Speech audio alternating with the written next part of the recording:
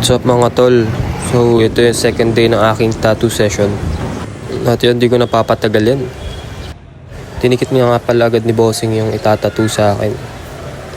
Ayun.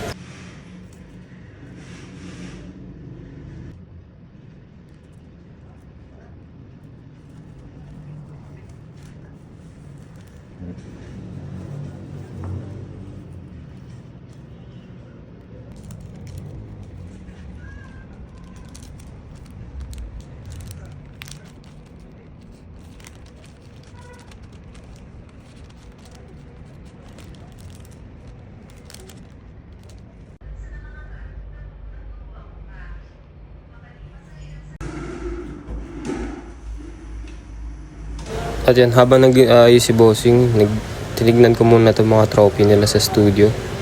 Yun, napakadami.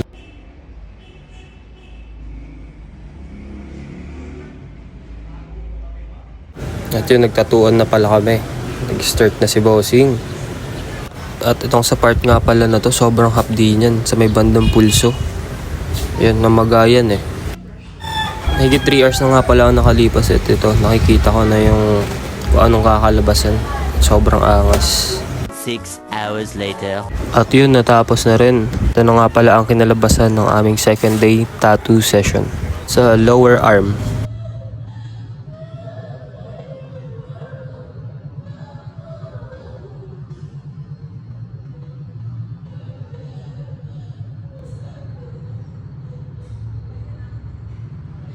At yun, hanggang dito na muna. Thank you sa panonood.